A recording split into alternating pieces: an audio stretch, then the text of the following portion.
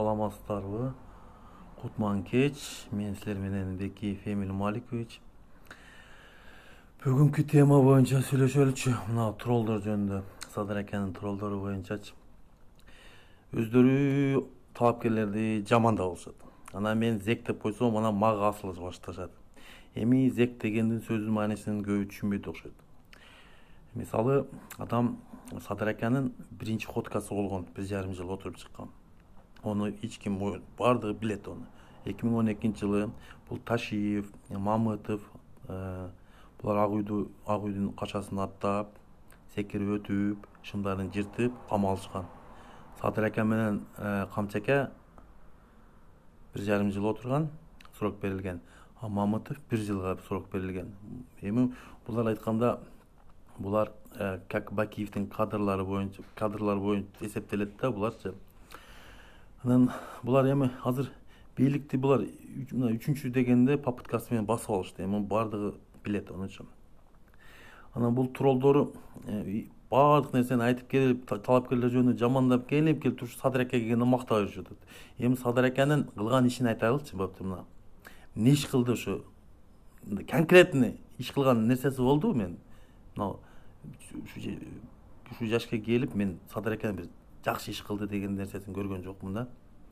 Анан троллдор чыгып алып, Садыр акең биз үчүн отурган, мен үчүн лично отурган жок, эл үчүн да отурган жок. Садыр аке өзүнүн преступлениясына отурган.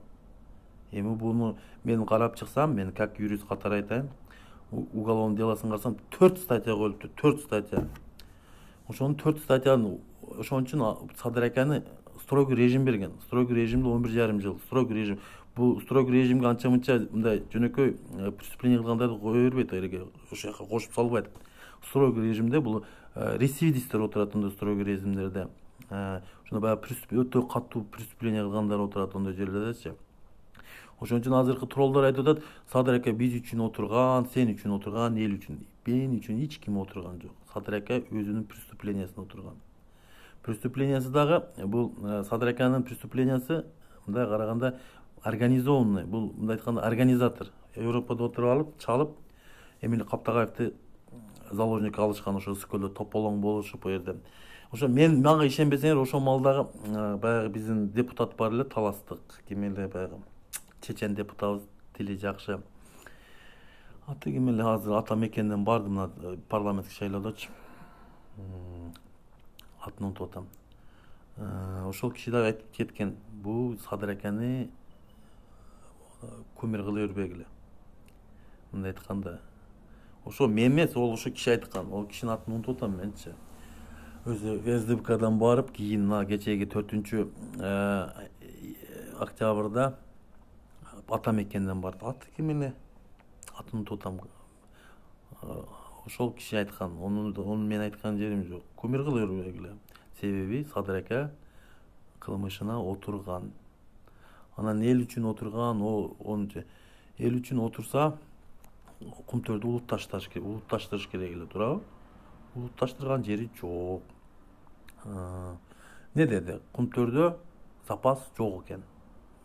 Мен геологияда мен илгери иштегенмин. Ондай тоолордо жок дегенде дагы бир 200 жылга жете турган запас болсо керек. Анан экинчи маселеси баягы Райым Миллионду камалат деп чыккан, 6-октябрда чыгып алып, Райым Миллион камалат деп. Мону мен айткан жерим жок, өзү айтты, туурабы? Эми факты менен иш кылалы да, мен зектебейин болуптур. Садыр аке мындай деп, заключенный деп эле сүйлөчү, зектеген каттуу кылат окшойт. Ошон үчүн туугандар, мына сөзгө туруш керек да, мисалы, Сталинге салыштырды. Сталин, Ленинге салыштырды. Садыр аке Сталин менен Ленинге жетиш үчүн дагы бир 10 жолу төрөлүш керек да. Себеби алар жок дегенде сөзүнө турган. Олар ушундай чоң мамлекетти СССРди экономикасын көтөрүп, ушунча биз 15 республиканын экономикасын көтөрүп керек болсо дың кылып коюшкан. Олорго салыштырганга болбойт Садыр акени. Садыр акенин салыштырсаңар, мисалы, кылган иштерин карасам, бир ошо Кумтөр боюнча чыккан экен, ол да аягына чыкпай, анысы дагы келип өзү бийликке келгенден кийин басып, азыркы убактылуу бийлик баскынчылардын бийлиги да, мындай айтканда. мындай да туугандар, эми жаман мени көрөр белгиле. Мен мыйзам сыйлаган адаммын. Мыйзам чегинде иш кылса баардыгы мен деле колдогонмун. Садыр Экени мен Садыр Экени качан колдобой калдым? Кечегинде айткан сөздөрүнөн кийин. Себеби сөздү бир айттыңбы, айткан сөзүңдү кайтпа. Кайта турган болсоң айтпа деген сөз бар. Ошон үчүн туугандар, Садыр Экенин Райымды камайм деди. Эртеси эле Райымды алып келишти. Онусу режиссер жакшына чыкпай калыптыр. Булар спектакль эле мындай карагандачы. Мен айттым эле ошондо, Райым акамчы, керек болсо 6,5 миллион элин кошуп бир жолу Садыр акабызды сатып алат деген. Ошондо мен ойлогондой эле чыкты өзүчө. Бирок ошо боюнча 2 миллиард төлөт дедиле. 2 миллиард кана туугандар айткылачы, кана 2 миллиард төлөдүбү? Боптур, мына факты менен иш кылалы. Кана 2 миллиард? 2 миллиард жок, төлөй элек.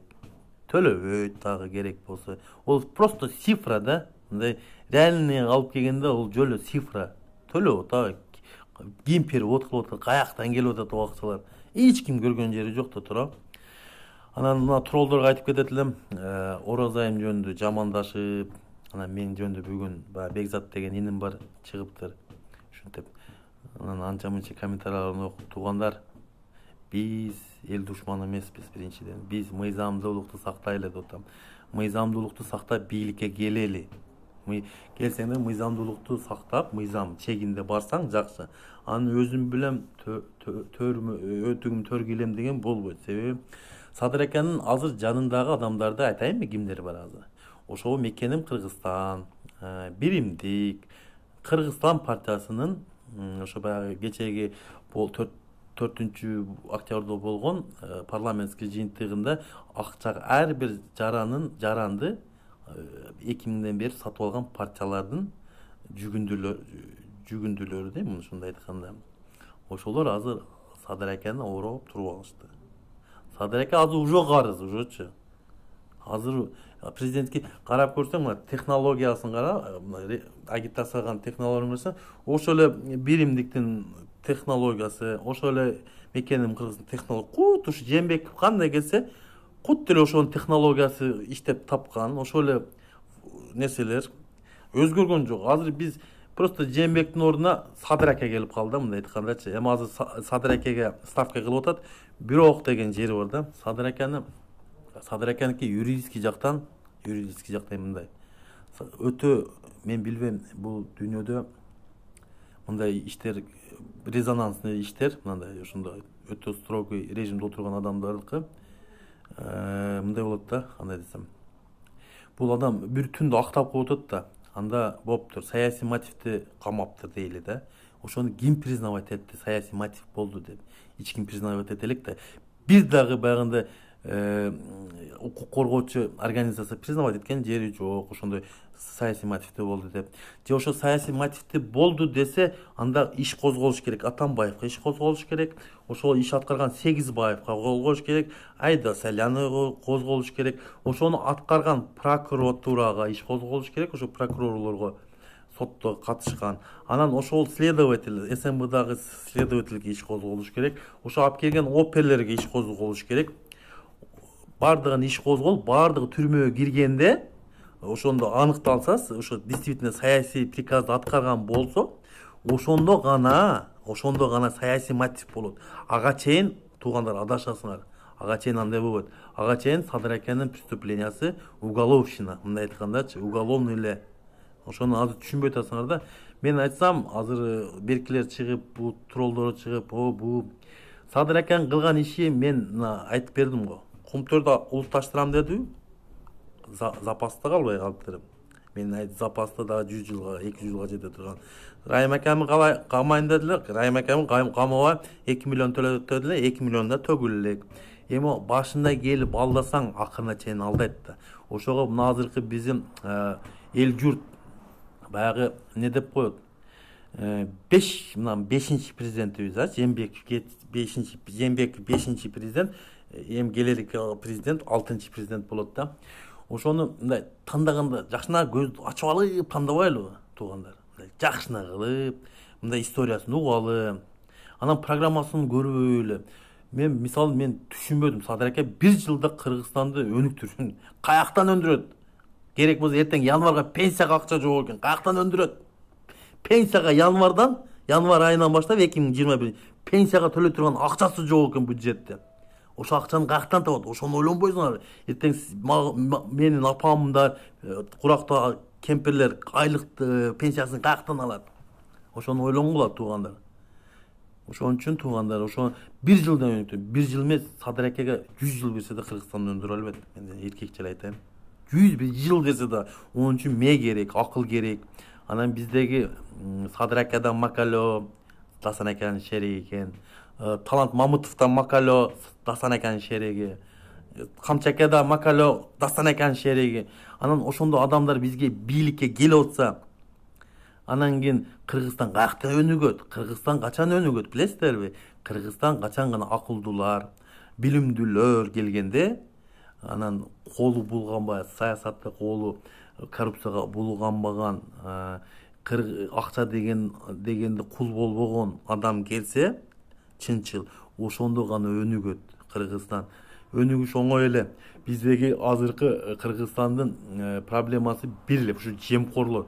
Азыркы ошо мурда биримдикти аким экеним Кыргызстан, партия Кыргызстан ошолор ар бир жаран добушун сатып алса, азыр ошол эле партиянын жүгүндүлөрү ошо чуркап жүргөндө азыр Садыр акеге иштеп атат.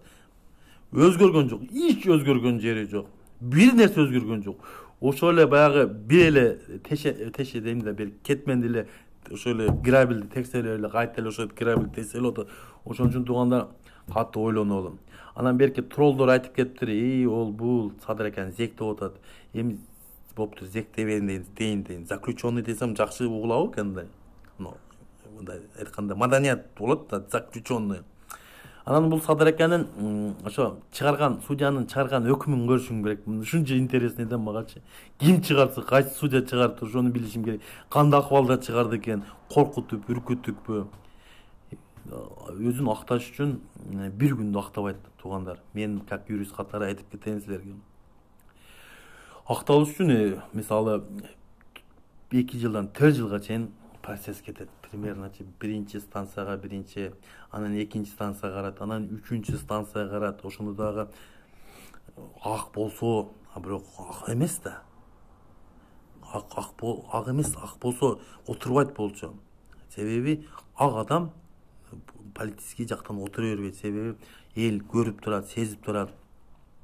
Ошон үчүн азыр көп эме Садыр акенин тарапташтары айтып атат, бул биз үчүн отурган, ол сказкаңар жомордум, эч ким ишенбейт. Мен дагы ишенбейм. Мына 36 жаштамын мен азырчы.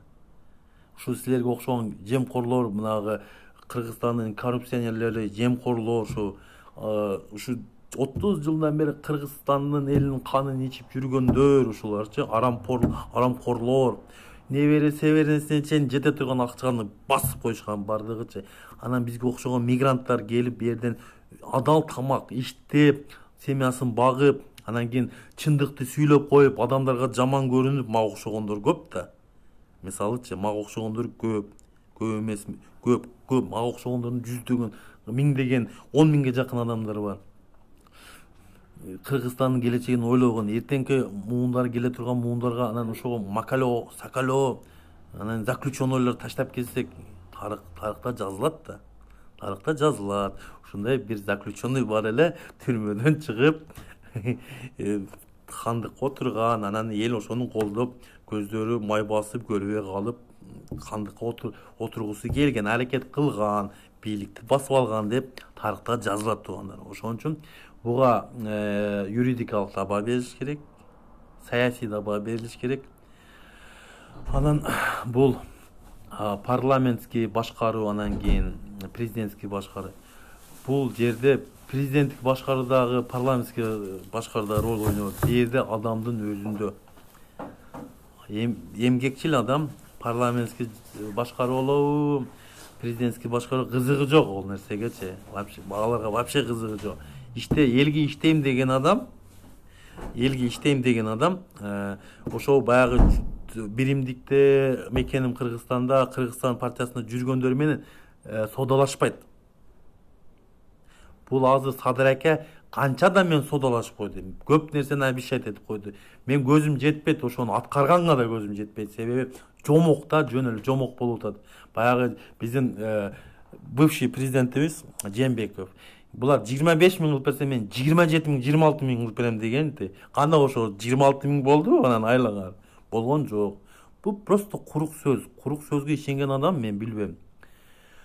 Анан туугандар, дагы бир нерсе айтып кетем. Кечээ Ысык Көл областына ошо биздин бүтүн Кыргызстан ошо биздин агитаторлор барып ошол жерде агитация кылайын десе, үйүңөрдү өрттөйбүз, о деп коркутту. Ысык Көлдүн эличи ошол жерде эл эмес, көпөстөрү, Ысык Көлдүн көпөстөрү эл эмес. Ысык Көлдүн эли Мадымаровду колдойт, мен билем ону үчүн. Бирок ол жакшылыкка эч качан алып келбейт. Ошол эле нерсе ошо баягы парламентский шайлоодо башталган советке барганда Адахан Кимсанбаевич бир эки аялды алып чыгып, ажылдатып коюп, эмне болду ошо аялдар эми? Жээнбеков кетти. Эми ошо аял каякта эмне деп жүрөт экен, мен билбедим го. Эми туугандар, ойлонуп иш кылыш керек да, жакшылыкка алып келбейт. Эми Ысык Көлдүн жактан талапкерби же башка жактан, эми бардыгы жети тууган бир Кыргызстанбыз да. Каерден болсо да сый, душманыңды эле үйгө алып келип сыйлайт любой жердечи. Эми булар душман эмес да, булар өтө атаңдаштар, мындай бири-бири менен атаңдашып президентке талапкерден коюшту тура. Ошон үчүн туугандар, ондай экинчи мындай нерселер кайталамаганга керек да. Анан эртең бирөө таластан чыгып президент койсо, таласка киргизбей койсо, анан бирөө нарындан чыкса, нарынга баргандарды, башка областтан барганда олорду киргизбей койсо, ондой жакшылыкка бул нерсе алып келбейт. Ошон үчүн туугандар, мен силерге бирин айтайын, мен фанат эмесмин. Мен фанат эмесмин. Мен Адахан Кимсанбаевдин фанаты эмесмин. Мен бул адамдын адамгерчилигин, анан саясий туруктуулугун жакшы көрөм. Саясий турук. Баягындай оюн, кыргызча сөз бар го, оюнчук мындай сөздөр бар го, мисалы, бүгүн эртең мен бир сүйлөйм, кечинде чай ичип отуруп эле анан экинчи нерсени сүйлөй берген. Ондой эмес да, мына түз, мына бир позицияда турабы, ошо боюнча кетет, бир ошо болду. Бизде саясатчылар эмне болуп атат? Биздегилер эмне болот? Кечээ баягы таластык биздин депутат Атамекенден Шере агабыз мына 20 мүнөткө кирип чай ичип отуруп 20 мүнөттө оюн өзгөртүрдү. Ошондой болбойт да, туугандар. Ошон үчүн бир позицияда турдуңбу, до конца бир позицияда барыш керек. Мен да ошондой адаммын, бир позициядамын. Мен Кудай кааласа ишенем, бул шайлоодо кимин пешенесине жазган адам президент болот. Мен билем, ол ким адам, кайсы адам президент болгонун мен билем ошочу. Себеби буну Алла Таалам да өзү айтып кеткен. Бир гана мен билем ким президент болушун дегенчи. Ошон үчүн туугандар, бири-бириз менен уушуп, талашып, сен Адахандын жокерисиң, сен Садырдын жокерисиң, андай нерсе болбойт. Биз азыр Кыргызстандын келечегин ойлошубуз керек да. Мисалы, анан көпөстөр, баягындай кемчонтойлор башкарып калса, ол кемчонтойду мен айткан жокмун, ону Максим айткан, ону Ташиевке айткан, ол кемчонтой депчи. Анан ол кемчонтой сөздү анан мага жабыштырып жүрбөгүлө силер дагычы. Ошон үчүн туугандар, силерден суранып кетер элем, эртеңки 10 январь күнү адашпай программаларын окуп, ар бир талапкер программаларын окуп чыккыла. Мен дагы альтернатива бир приложение, орустар айтканда приложение бар. Бизге өзү ойлоп калдым, аял кишилер болсо жакшы экен, мына Роза эжекебизге окшогончу. Калыс болуп, тынч, жакшы мындай башкарып берди, ошондой элем. Кандай дейсиң? Азыр Клара Сооронкулова коюп атабы? Ошо эжени шайлай бербөйлүбү одан көрө? Тынч, мына бизде көп эркектер, саясий эркектер жүрөт саясатта, саясатчылар. Бирок кишим кийгени менен өзү юбка эле кийип алса болгудай көбүчө. Мына эркекчер айтайын. Булар саясаттагы мындай айтканда, саясаттагы оюнчуктар да мындай. Бүгүн ким президент болсо ошолорго барып пактаны коюп, Подхалимствоны кылып, ошол нерсе бизге сиңип калыптыр Кыргызстан элинечи. Ошон үчүн туугандар, адашпаганга аракет кылгыла. Анан троллдор, Садыр акенин троллдору, фанаттары, мен Кыргызстандын жараны катары. Кыргызстан жаранын катары айтып кетейин, ар бир адамдын өзүнүн укугу, кимди шайлашты, кимге агитация кылышты. Анан менин өзүмүн талапкерим мага, мен өзүмдүн талапкерим, мен кимди шайлай турган болсом, мен ошол адамды шайлашым керек.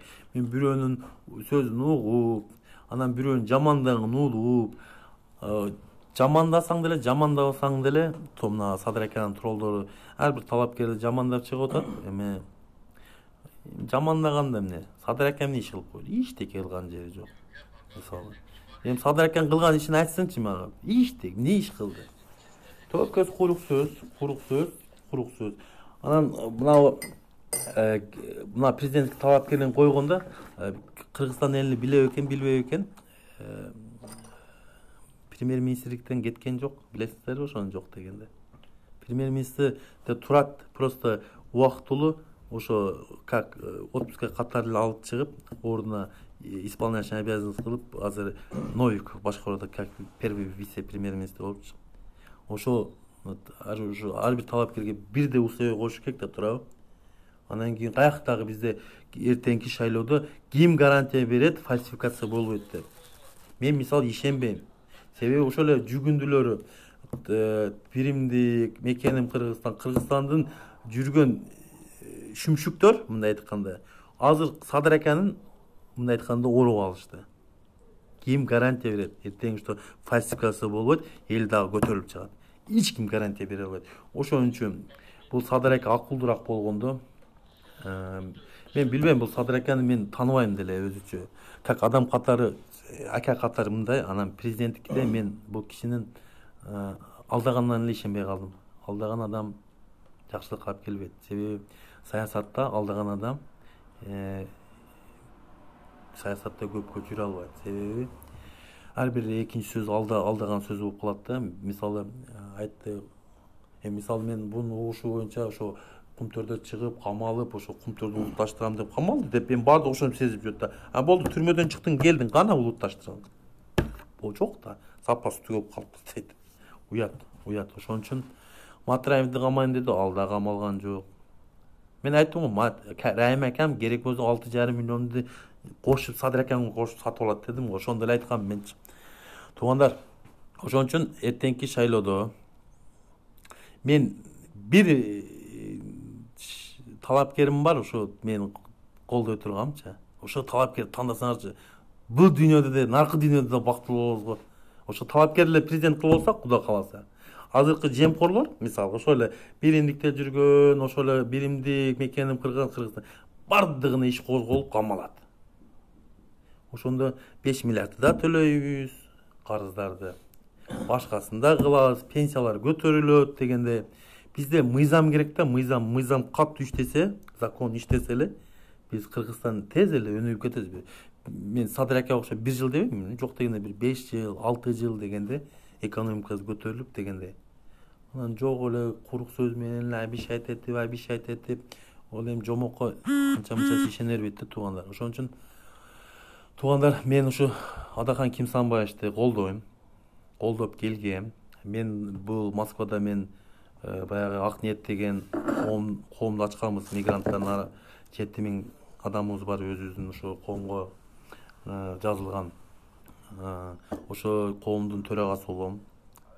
Ошон үчүн туугандар, Ак Ниет коому да Адахан Кимсанбаевди колдойт, мигранттарыбыз да Адахан Кимсанбаевди колдойт. Себеби чыныгы мигранттарга күйгөн адам Адахан Кимсанбаев.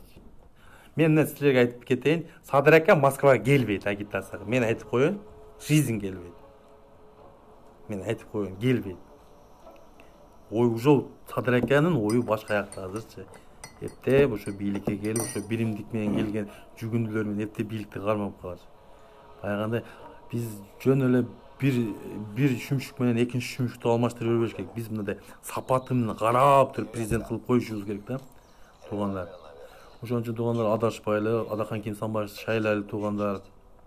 Ошо Адахан Кимсанбаевди шайласак, мыйзам мыйзам иштесе Кыргызстан, биз мигранттар Кыргызстанга кайтабыз, ошол Кыргызстанга заводдорду курулат, ошолор менен ошо ишканалардын орундары болот, биз ошол жерге барып ушул алган ошо мигранттар башка жерден алган опыттарды Кыргызстанга салымыбызды кошуп, Кыргызстандын экономикасын көтөрүп дегенде. Ошон үчүн туугандар, мен силерге айтайын, туугандар, капа болбоңуздар менин зектегениме. Зек деген сөздүн мааниси мен айтып кеттим силерге. Саламатта калыңыздар. Мен Бекиев Эмин Маликович дагы чыгып турам.